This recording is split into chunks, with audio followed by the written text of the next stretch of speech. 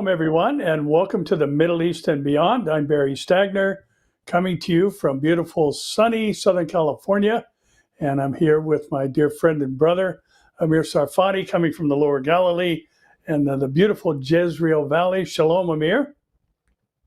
Shalom, Pastor Barry. It's evening already here in Galilee. It's been a very long day with a lot of breaking news and interesting things that are coming from the Gulf states as President Trump is on his second stop in his journey here.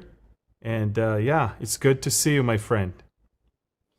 Good to see you. And Amir, today for us is a monumental day as we look back to, according to the Gregorian calendar, May 14th, 1948, when all of a sudden the prophetic calendar began to move forward as Israel, as Isaiah prophesied and posed the question, can a nation be born in a day? And indeed, on that day, Israel was born. The people have been regathering back into their national homeland, the Jewish people, but not everybody's excited about this momentous prophetic event that we commemorate today, some 77 years later. And there are those who are calling this a day of catastrophe. And maybe you can talk to us about Nakba Day and explain its origin and meaning in the Middle East today. Yes, thank you. Well, Nakba, as you already said, it means catastrophe in Arabic. And a very interesting thing, Pastor Barry, is that the very origin of that word and term attached to the 1948 establishment of Israel goes back to a professor in the Beirut University, the American University in Beirut. His name is Dr. Constantine Zureik. And Constantine Zureik is a Syrian historian who taught at that American university. And in a book that was published in 1948 called The Meaning of the Disaster, take a look at what he actually said. He said the defeat of the Arabs in Palestine is not a small downfall, Naksa, but it is a catastrophe, Nakba, in every sense of the word. And then, believe it or not, he said, 7 Arab countries declare war on Zionism in Palestine. 7 countries go to war to abolish the partition and to defeat Zionism. He basically says 7 Arab countries invaded into the land to stop the UN partition plan. In other words, and then he says, and quickly they left the battle after losing much of the land of Palestine and even the part that was given to the Arabs in the partition plan. In other words, they wanted to take the parts of the Jews and they ended up losing also the part of the Arabs. And then he said, when the battle broke out, our public diplomacy began to speak of our imaginary victories to put the Arab public to sleep and talk of the ability to overcome and win easily until the Nakba happened. He also distinguished between the Zionists and the Arabs to explain the war outcome. And look what he says. He says, Zionism is deeply implanted in Western life while we are far from it. They live in the present and look to the future while we are drugged up dreaming of a magnificent past. And the last thing he said, he concluded, we must admit our mistakes, the Arab mistake, and recognize the extent of our responsibility for the disaster that is our lot. So even this, the whole story of Nakba it's a fake thing. It was actually something that in 1948, it was already understood that it is their fault and they should take responsibility because they're the ones that invaded. They're the ones that asked the local Arabs to leave in order for them to go in and conquer the lands of the Jews. And they ended up losing their land and the land of the Jews. And they had to stop the war with all the local Arabs that left stuck in their countries. That's the ethnic cleansing they're accusing us for when it's the Arab nations that actually did it to the local Arabs in what's called then Palestine. And again, they took responsibility for that in 1948 when he invented that word and attached it to that event. But everything changed. They are rewriting history. And Yasser Arafat decided that this is the right time to use it as a way to describe our suffering, and then he changed it and made it an internationally recognized day, even in the UN and all across the world. Believe it or not, even in the Tel Aviv University today, Arab students commemorated it, because we're a democracy. We allow freedom of speech, and we allow that garbage in our own country. Yeah, Amir, it's kind of interesting in thinking back on that invasion that took place on the day that statehood was declared. You know, there's a lot of people today who are siding with this Nakba type of thought, and it's not limited to the Middle East. We know Australia plans to participate in this commemoration of the catastrophe. But one of the interesting things I think that we need to remind the audience of is that Israel was attacked by these nations, had virtually no aircraft, small arms, and yet here they are victorious. And people today, many within the church, sadly, are saying, well, modern Israel is not biblical Israel. And I tell you, one of the most significant proofs in my mind is that what happened on that fateful day when Israel declared statehood and those days that followed and every other battle behind it, it is clear that the Iron Dome is not protecting Israel strictly, but the iron hand of God is watching over his people, and he never sleeps nor slumbers at that task. And what a wonderful day for us to remember that we see Bible prophecy being fulfilled yet to this very day, now some 77 years later. You mentioned at the outset, Amir, that Trump's on a tour, and, you know, I think we'd have to hesitate to call it a political tour. It's really a business tour. He's out there cutting deals as he would do as a real estate mogul. But everything that's been happening out there, especially in the countries that he's been visiting, has been very curious, and maybe even a little bit of a revelation to the fact that 1 Corinthians 2:14 says the natural man cannot discern the things of God because they are spiritual. And it seems as though he's making some moves that could be viewed with some concern. And maybe you can address that issue for us today. Yeah. Well, I will not hide from you or from the audience my utter shock and disappointment from some of the moves that President Trump did. However, I will tell you now, in his worst day, I still prefer him over Kamala in her best day. It has to be very clearly stated, this is by far the most friendliest administration Israel ever had in the White House. So, but adding to that, I must, we must call things the way they are and not hide things from. I don't have any allegiance to any politician. When I see things that are wrong, I call them out. I don't hide them, and I think that President Trump, from the very beginning, in the preparation for this tour, I think he made some statements and later on made some moves that were raising eyebrows in Israel and also in America, believe it or not. A lot of people are kind of concerned. And it started with the fact that he hid from us the deal with the Houthis that he had, or ceasefire with the Houthis. Now, look, President Trump doesn't need to tell us anything in advance, but it would be nice to hear it from him and not from the media. But we're the allies, and we're the ones that are getting hit by the Houthis. And basically what Trump basically said is, as far as we're concerned, the Houthis can fire at Israel. We're not going to take sides here. As long as they don't fire at us or at commerce ships, we're okay. The fact that, by the way, the Houthis just shut down another MQ-9 $30 million UAV, American UAV, they shot it down last night. I guess you have to turn a blind eye to that one. But I will tell you, it's probably liberating for us. If you really think about it, from now on, Israel will have to take care of business without having to even coordinate anything with America, because it's going to be our planes alone in the skies of Yemen. And we're going to talk about what we did a few days ago and what we are about to do a few hours from now. So that's the one thing, the Houthi thing. And then came, of course, the whole the whole rumor that he's going to allow the Saudis to have nuclear plants. When our neighbor is becoming nuclear, it's good for us to know.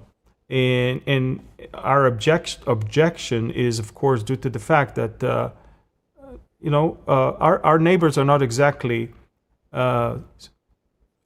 true to their promises all the time, and they can be nice now, they can turn against us tomorrow. So you don't want a Middle East nuclear race.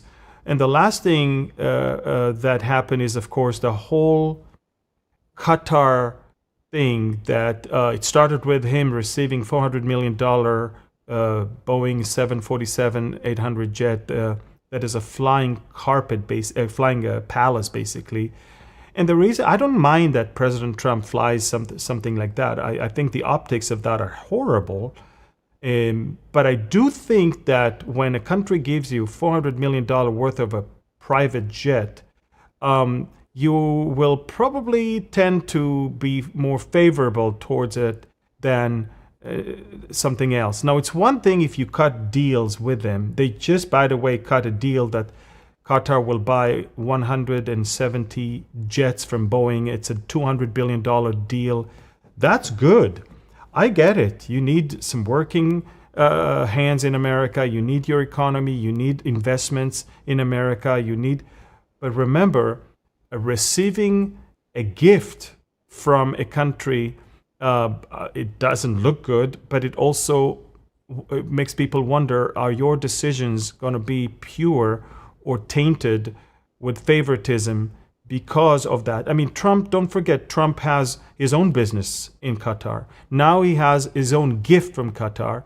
And people in Israel are saying, if that same country that Trump said in 2017 that is actually promoting terrorism, if that same country with hundreds of millions of dollars changing his mind, doesn't look good, does it?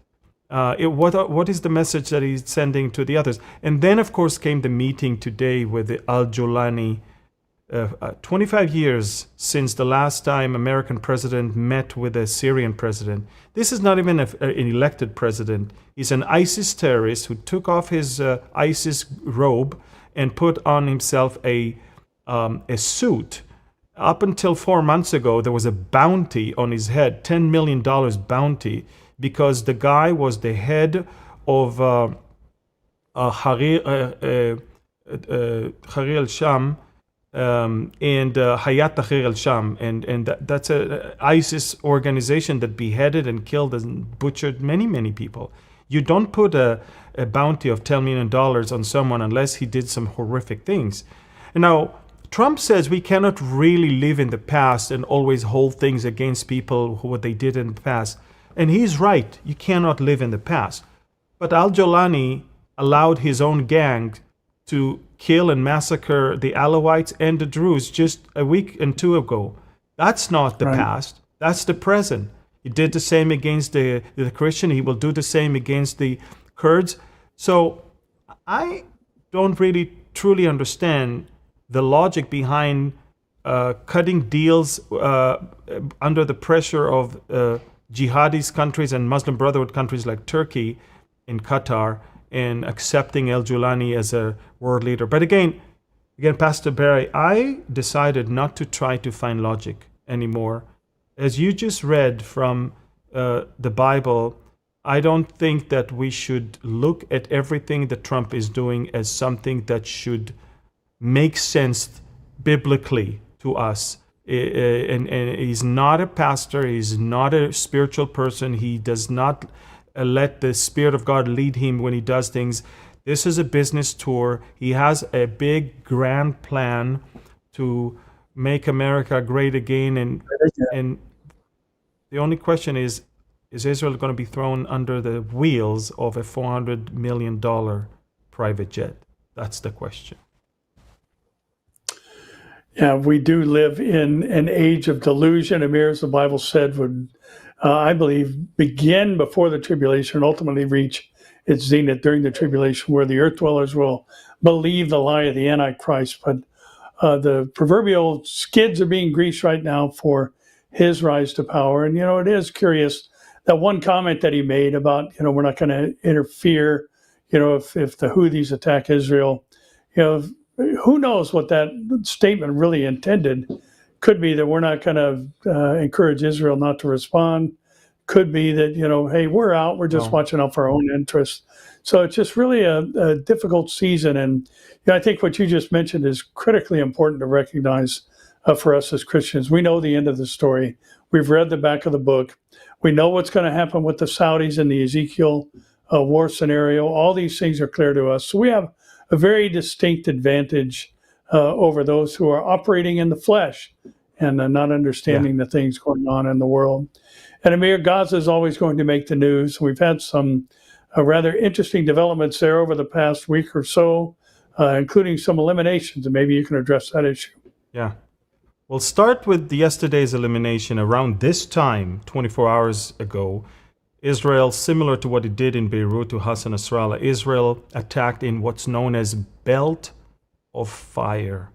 Belt of Fire is when you know more or less the target outline. And look what we did. This is Gaza, as you can see. And let's zoom in all the way to Khan Yunis, to where the whole thing happened, in the compound of the European hospital. They have, by the way, more hospitals than Israel has. And we found this underground facility where we believe Yahya Sinwar's brother, Muhammad Sinwar, was there. Not only him, but also we believe that the Hamas legendary spokesperson Abu Ubaidah was there. And as of an hour ago, we also have indications that Muhammad Shabana, the commander of the Rafah brigade, was there as well. So we're looking at Muhammad Sinwar, the most, I guess, horrific person. This guy was the mastermind behind October 7th. He was worse than his brother, Yahya Sinwar. And it seems like he's gone. And with him, others. But 24 hours before that, we eliminated this guy, Hassan Aslih. Hassan Aslih was supposedly an Al Jazeera reporter, but he was actually a terrorist of the Khan Yunis brigade. Pastor Barry, I have videos that he actually took on October 7th with his own phone. Videos of massacre that happens in the kibbutzim near Gaza, where he is praising the people that just committed that, and he's happy.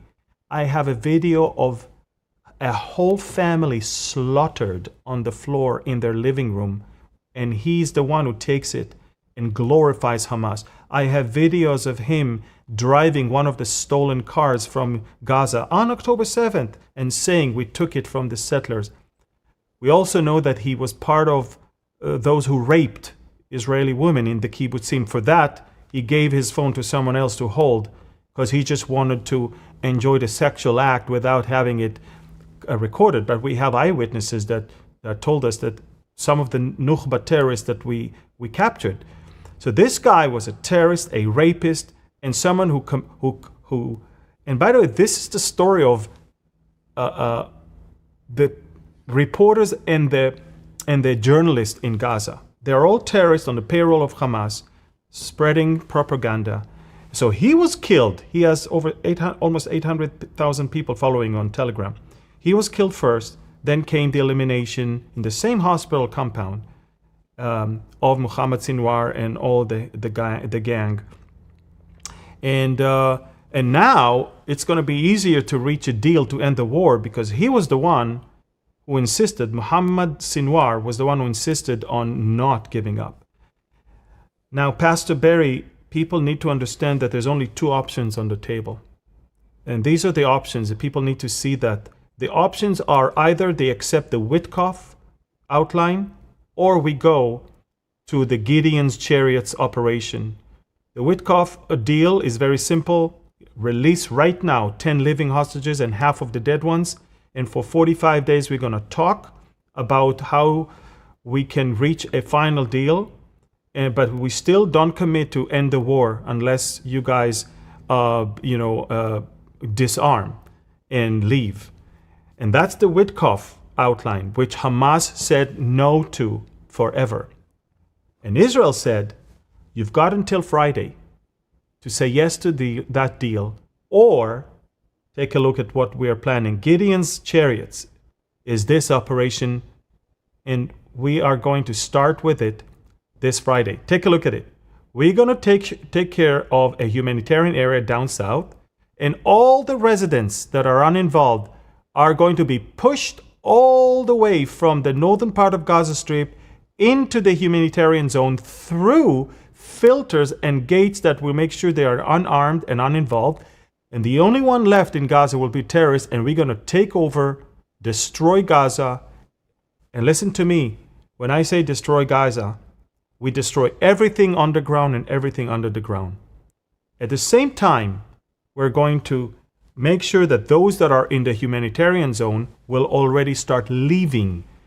The civilian population began to leave today. Today, 600 Gazans were loaded on 6 different planes, flying to the UAE, flying to Europe and to Turkey. And many of them are actually without dual citizenship. That means they are part of this voluntarily displacement. And this is it. So, Pastor Barry, until Friday, Hamas has to say yes to Witkoff outline, or we're going all in with all the power, and it's going to be deadly for Hamas. This is why they allowed Idan Alexander. You think it's only for Trump? If they didn't see the hundreds of tanks that are flowing all the way to Gaza right now, they would have never said yes. But they did this gesture to release Idan Alexander, the American passport holder IDF soldier. They released him. Here he is. He was released. Thankfully, he's in good condition. His mother was so excited to see him. Everything is great. We love that. Everything is great. But make no mistake, the reason why Hamas did it is twofold. They wanted to have a wedge between Israel and America, and they also wanted to pause the soon coming devastating maneuver that will finish them. So, they thought that Trump will be more generous, and in exchange, he will push Israel to stop its plans to move forward. But in reality, Trump just said, if until Friday, until I'm leaving, they're not going to say yes, go ahead and do what you need to do. So these are the options on the table. And by Friday, we are going to see what Hamas decided. Now, there's a lot of pressure right now in Doha as we speak. Right now, Israeli delegation and Hamas and the mediators are sitting. They want to change the Witkoff outline. They don't want to end. They don't want to commit to an outline that does not put an end to the war. There's a new initiative that the Arab countries just proposed an hour ago. Everything looks good until you reach the last 2 paragraphs. In the last 2 paragraphs is that the Palestinian Authority is going to govern Gaza. It's never going to happen. They're the same jihadists and those who want to destroy us. And the last one is Hamas policemen will be integrated into the force that is taking care of Gaza. It's not going to happen. So everything else is great, but the Palestinian Authority cannot rule, and any Hamas person cannot be integrated into any ruling power in Gaza anymore. This is it, Pastor Barry. A lot of things are happening in the last few hours. And Gaza, of course, is in the center of some very, very critical deliberations right now. Yeah, Amir, it's like the old saying, the Palestinians never miss an opportunity to miss an opportunity. And so I think we know what's coming next is Gideon's chariot and the things that you covered a moment ago. And, you mentioned the president's statement, the U.S. president's statement about the Houthis and not intervening or, getting involved in the exchanges that come from them into Israeli territory. We just had an event happen that we talked about last week at the Ben Gurion airport or nearby. And there's been some other actions that are happening in port cities there in Yemen, and maybe you can talk about that a little bit um, as to what happened on May 5 and 6. Yeah, so on May 5 and May 6, Israel paid a visit to Yemen twice. Of course, the first time was attacking the seaports of Hodeidah and Ras Isa, but the second time, the next day, it destroyed completely the airport of Sana'a. That's what the airport looked like. Now, they claim that they're opening it tomorrow, or maybe even today. Of course, it's propaganda. We destroyed the runways and we destroyed all the terminal buildings. There's no way they can operate there. They can make a sound that they may be able to do it. We destroyed everything there. It's going to take them a while. But I want you to know that Israel issued 2 days ago a warning, once again, to evacuate all 3 major seaports in Gaza, in Yemen, and Israel reissued that warning even this morning. Remember, in the last 24 hours, we know that the Houthis launched missiles. 2 of them disintegrated on the way, and one of them was intercepted. But they haven't stopped, Pastor Barry. They believe that that's the best way to put pressure on Israel. They want to be perceived as those who impose a blockade on Ben Gurion Airport, but in reality, the blockade is on their seaports, and they don't have an airport anymore. So Israel issued an evacuation order until further notice. In other words, we can attack at any given moment, and you will not know about it in advance because we already issued an evacuation notice, and it says until further notice. And that's why all the ships left the docking places. And now, by the way, it's easier to destroy the ports because we couldn't attack all the areas of the port because there were some foreign ships that were docking there. And you don't want to do that to foreign countries. So we made sure that everybody left. And now we are going to make sure to complete the job. It's going to happen, I believe, in the next few hours. Israel will have to take care of business. Look, we don't want to embarrass Trump while he's in the region. But I want you to know that when the Houthis are firing rockets, 2 of them actually fell in Saudi Arabia while he was in Saudi Arabia. From Yemen to Israel, rockets fly above Saudi Arabia. So the Houthis don't really care that Trump is there. In fact, they did it while he was giving a speech in Saudi Arabia. Israel, on the other hand, is not interested to embarrass Trump while he's in the region. So we refrain from doing some major things in Yemen. But we take care of business in Gaza. And I believe that when Trump is going to leave, both Hamas and the Yemenites will find out. Yeah, and let me just encourage everybody, there's kind of an ebb and flow to Bible prophecy, and things will escalate for a season and maybe seem to calm down for a while. But there's coming a point in time where everything is going to move forward and move toward the fulfillment of the 70th week of Daniel.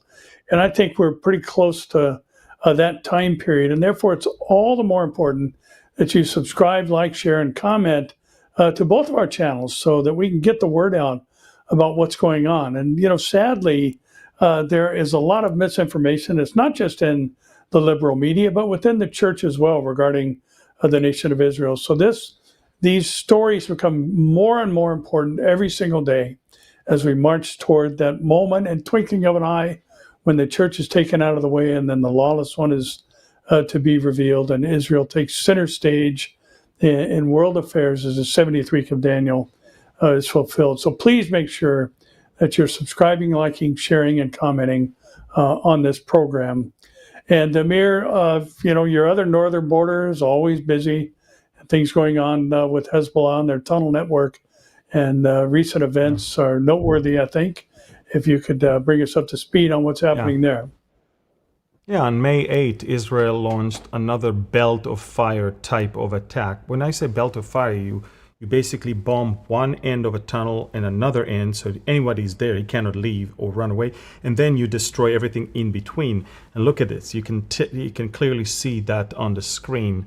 A whole line of bunker busters that are dropped there to destroy a massive underground facility of Hezbollah near Nabatea.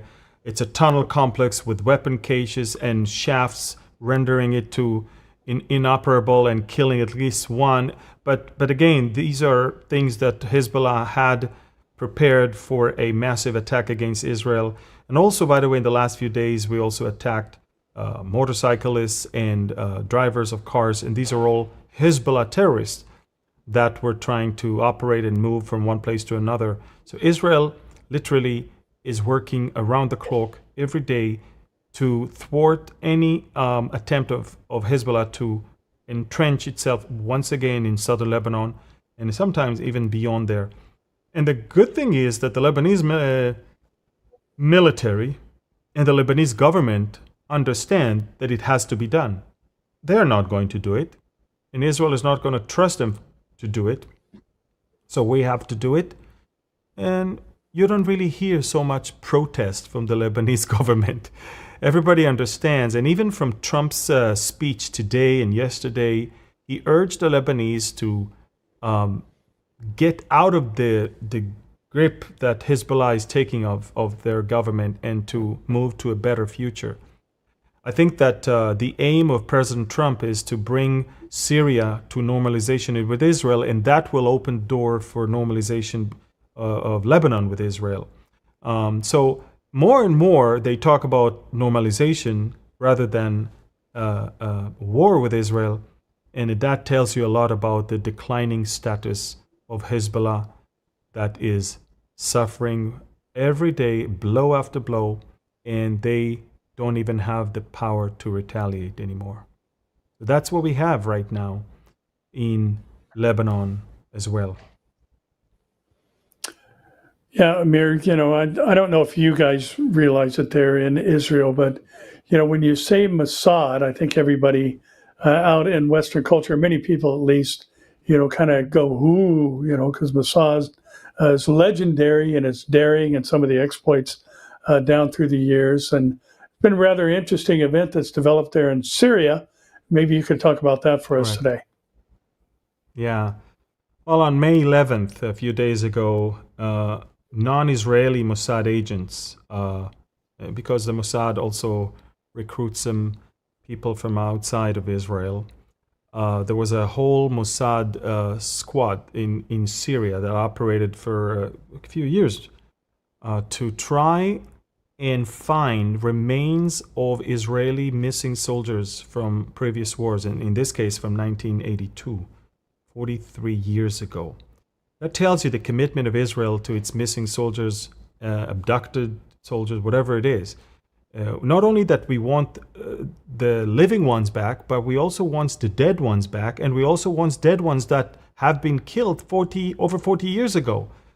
We have a whole section in the Mossad that is in charge, and the Sultan Yaqub battle in 1982 was a very, very bloody battle.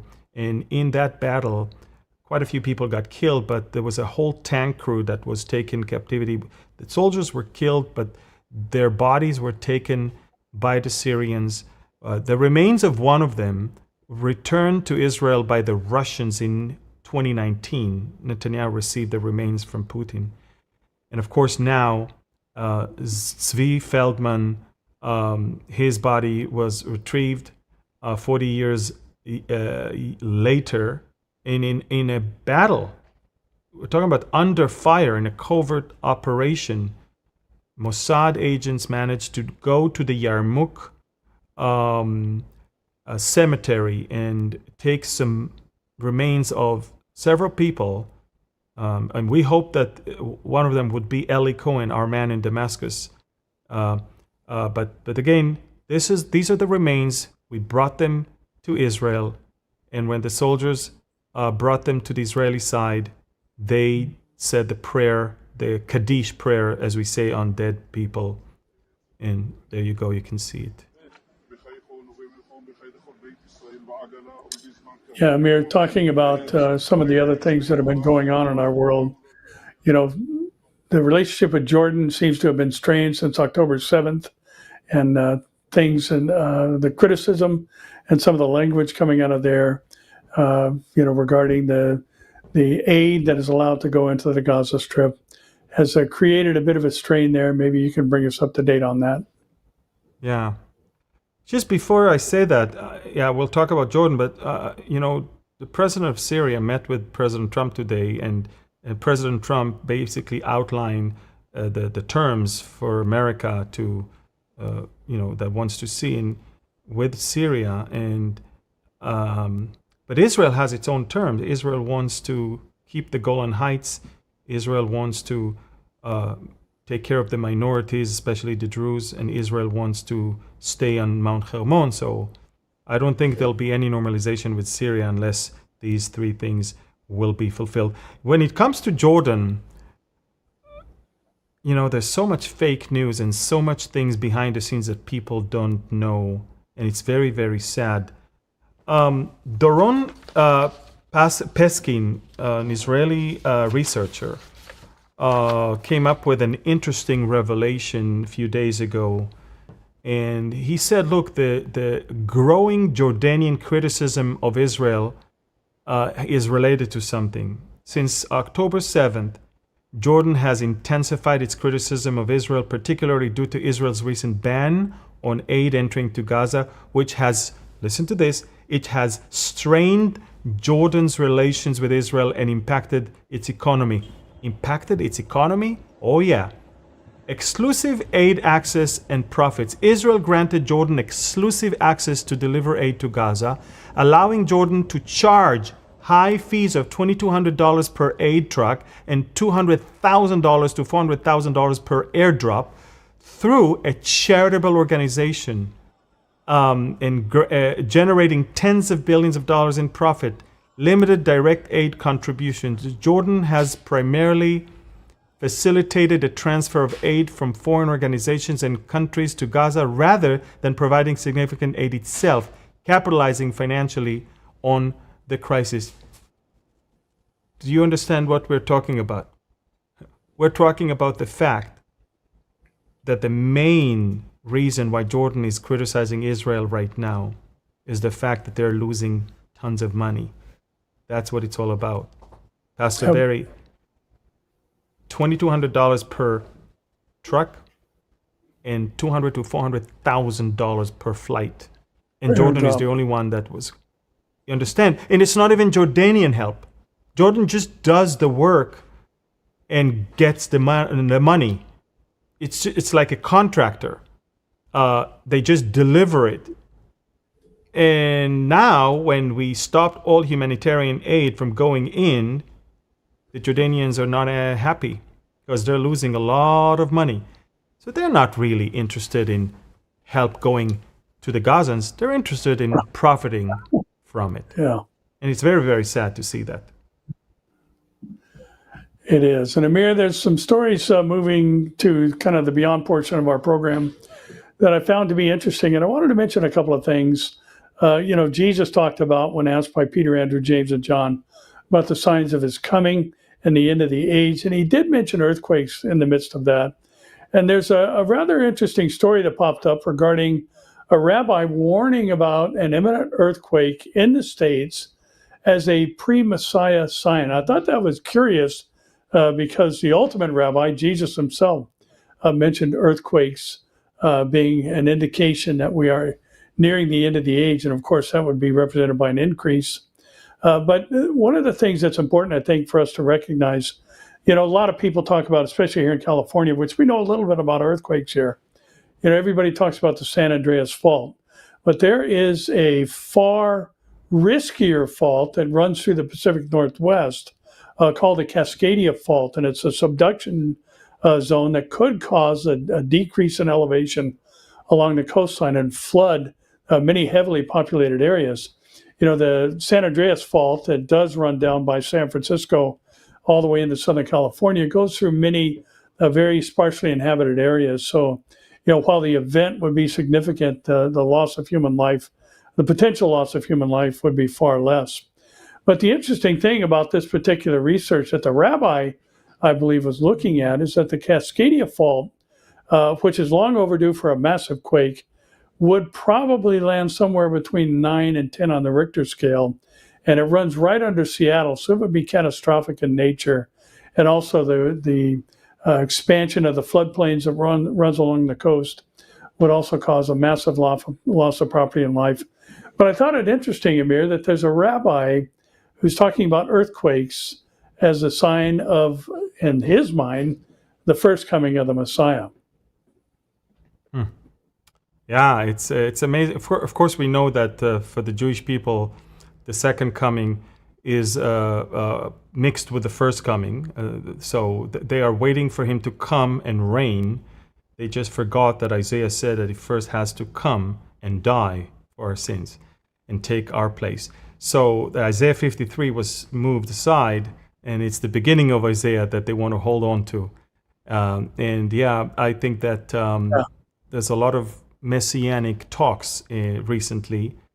By the way, the term "we live in messianic times" is a term that I get to hear a lot recently, and everybody understands that what we are watching right now is in biblical proportion. It's not even something we can explain.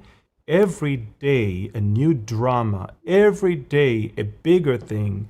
And everything that is happening in the world right now fits 3,000% to what the Bible says, not to what someone said before, to what the Bible said. And so it makes sense that people will run to the Bible and to say, hey, these are the messianic times. These are days that are only to be likened to be those before the return of the Messiah. He had some interesting activity there at the Temple Mount recently as well, as a group of activists tried to smuggle a goat for a Passover sacrifice on to the Temple Mount. And of course, the Israeli police arrested 9 suspects, according to the article. And, for them to take these kind of bold steps is a bit unique in the sense that, it seems as though people are becoming more and more solidified in their position, regarding the nation of Israel, the polarization that we've talked about that's happening around the world. And there is coming a time where there is going to be a third temple. We know that for sure. Daniel talks about it. In other words, for the daily sacrifice to be taken away, for the abomination, the desolation to take place, there has to be a temple and there has to be sacrifices. And to watch this in line with what you just shared, living in messianic times, you would have this urge and interest in getting back to what the law has required as far as the sacrifices go. And now here you've got a group, much like the Temple Mount Faithful movement and Gershon Solomon before he died, trying to set the cornerstone and causing, so I believe 17 people were shot at that point in time some years ago. But it seems curious that this messianic push, I think, that was really launched from October 7th is making its way into not just thoughts, but actions. Yes, you're right. But we as Christians have to be very smart and identify the things that should happen before we're out of here and the things that should happen after we're out of here, and not mix the two. And the fact that the temple is going to stand in Jerusalem is a fact. I mean, it's biblical. It's true. It's going to happen. The question is when, and we know that it has to be part of a bigger deal that Israel is going to have. And if Israel can only have a deal that granted it the right to build a temple if Israel has its upper hand, if Israel is the victor, if Israel has a smashing victory over its enemies, and if I may say over Muslim enemies, because that's the Temple Mount that we're talking about. And so as you and I always teach, we believe that the Ezekiel war will bring about the downfall of radical Islam and maybe pave the way for the Antichrist to rise and offer that deal that then will include the building of the temple.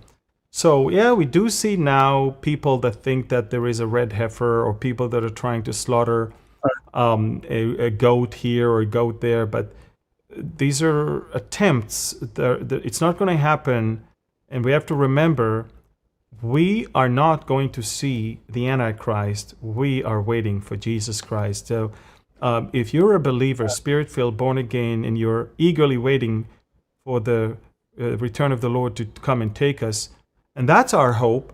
And as you mentioned, we won't be able to change the course of history and the course of the future as it's already prescribed, but the decisions we make today can change our location when those things happen. If you're truly a believer, you will not be here. If you're not, you are going to be here. And Amir, there's a lot of talk today about, I get stories all the time about, a catastrophic economic collapse. And I thought our next story is kind of, will deal with that and help us maybe decipher a little bit better what we are to expect as Christians. And as we've been mentioning throughout the program, we have a distinct advantage in that we know what is going to happen. We know, with some specificity, the details as they're going to unfold in a biblically chronological order to a degree, but some of the details we may not know. But one of the things I think that is important for us to recognize is that Jesus talked about the likeness of the days before the 70th week of Daniel being paralleled with those of Noah's day, where there were multiple things going on, the thoughts and intents of man's heart being only evil continually. We can check that box. Violence filling the earth, we can check that box as well. But the other thing we need to recognize is that they were buying and selling, marrying and giving in marriage until the day that Noah entered the ark. And what that represents is an age of prosperity. And, we've got, what Paul was talking about, the destruction and its proximity to the declaration of peace and safety. It's interesting that those words in the Greek can also be translated as prosperity and security. So I don't know that during the church age we should be looking for a catastrophic global economic collapse. But I think what the Bible indicates is we should be looking for, what this next story reports on, the Dow soaring 1,100 points after China and the Trump team lower their tariffs. And, we've seen a huge rise in the market here. Bitcoin is back over, I think it's maybe even today, $105,000 per coin. The other cryptocurrencies are on the rise, and things are looking good. And some of the articles that are floating around out there, even about the golden age, has begun. And this is more consistent with what the Bible teaches about the days right before the 70th week of Daniel. That it will be a time of prosperity that causes people to basically ignore the impending signs of judgment, like the days of Noah. Yeah, and this is why I criticize a whole viewpoint of only money and deals without understanding that I'm not worried about Israel. I'm worried about any country that positioning itself against Israel, and Israel. Especially countries that were given the mandate to stand by Israel. And this is why my concern for steps of President Trump and my concern for decisions that perceives as throwing Israel under the bus or stuff like that. This is not because I'm against Trump. I'm not. I as I said before, I take him in his worst day over Kamala's in her best day. I still believe it's a great administration compared to the one we had before. I just wish that there would be the right people to consult him when it comes to Israel, because Israel is not just a country. It's not just something that either stay away from or be all over it. Israel is God's place and the way God is testing the nations. And I think America was given the mandate to stand by Israel. And when we look at Ezekiel war, the only reason why Russia and Iran and Turkey will come against Israel is because America will not be able or will not be willing to stand by Israel. It's so obvious. So all I'm saying is that pay attention. It's not just another country. It's the things of God that affects your country, that affects your people. I know the end of the story when it comes to Israel. I know exactly what's going to happen. You know what's going to happen to Israel. But we care for that administration and for the outcome of its decisions and the way it affects the American people also and the rest of the people around the world. And so my point is, when you being perceived as separatists, yes? Separatists, yeah. And when you kind of say Israel is the problem, not the solution, and when you throw Israel under the bus, you're not punishing us. You're punishing yourself. You're not going to bring judgment upon us. You're going to bring judgment upon yourself. And this is why I care so much. And people write me and say, Amir, aren't you afraid to lose subscribers if you come against Trump? I say, I don't have any allegiance to any politician. I don't care about followers. I care about people coming to faith and people being on the right track. And so do you, I'm sure. And so for me to be in so much pain when I see decisions that are so not well with what things should be, when it comes to an administration that claims to be the most pro-Israeli one, it breaks my heart to see that. I know the story, I know the end. I still care for America, and I still care for this administration, and I still care for the people who voted, knowing and thinking that America will never betray Israel.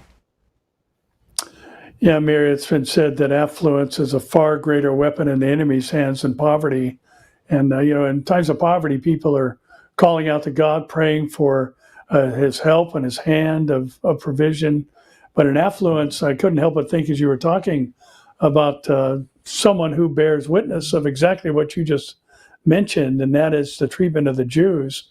That was Nebuchadnezzar. I mean, he went through the very blessings of God who gave him and said, you are the head of gold in that statue in Daniel 9, or Daniel 2 rather, and then said there'll be no kingdom as great as yours after that. And then where's he wind up? He says, he surveys his kingdom and says, look at what my hand has built. And he was struck with madness, and then finally returned to his senses 7 years later. So yeah, thinking about the fact that we've talked so much about the absence of the U.S. in Bible prophecy, you have to wonder if a golden age isn't the worst thing that could happen and can cause people to be distracted from what's truly important. I cannot say that it didn't cross my mind over the past few days. I truly thought exactly about what you just said. Maybe the snare is actually prosperity. Maybe the snare is actually being a separatist. Maybe the snare is America first, even on the expense of Israel. That's a snare, And again, I want to share with you something personal, Pastor Barry. Over the past few days, the things that I've watched and the things that I've witnessed online, and the proclamations, actions, decisions, it really made me physically sick. And you know that because I texted you. I am physically sick. And I'm physically sick from seeing that because I care. It's because I care. Because, when you see the faithful Christians that put in the ballot specific name, specific party to stand there and protect Israel, and not satisfy jihadists and satisfy the funders of Hamas, and that will make sure Hamas will stay in power, not to satisfy the Muslim Brotherhood, not to take some spoils from them and bribes and gifts from them. It breaks my heart. So for me personally, it affects me. And again, I still, as I said, I'm a staunch supporter of this administration 10,000 times over what we had before. But I want people to understand, we will not stand here and stay quiet and silent when we see things going the wrong way when it comes to biblical matters and when it comes to biblical principles. I will call them out, even if it's a president that I supported. I will call them out over and over again and again. I could care less if I lose followers. You could care less if you lose followers as well. What we want people to understand is the severity of actions that will lead to hurting Israel, and that's it. And it's important. It's important. This is why, by the way, this is a digital battle.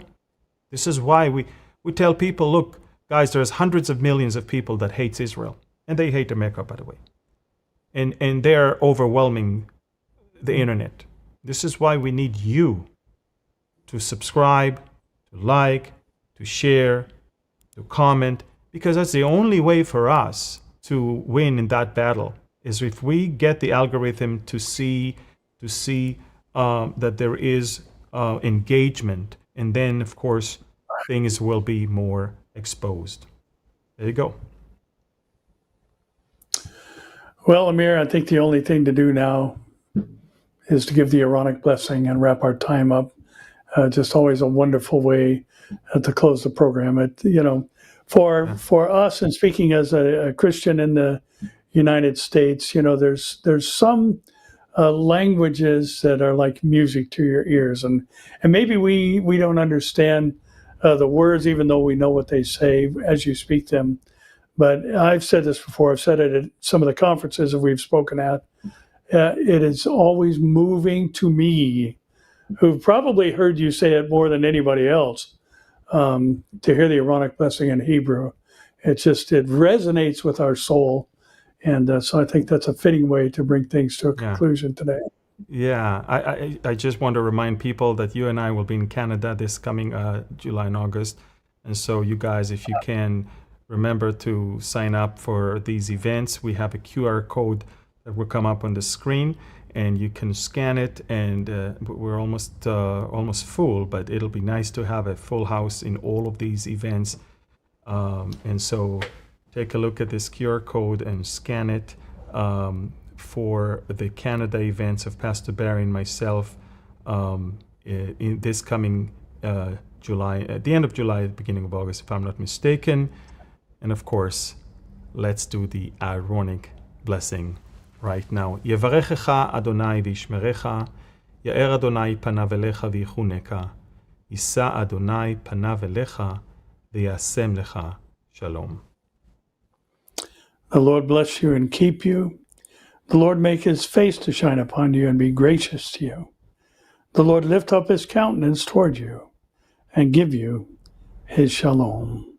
In Jesus' name, amen. Amen. Amen.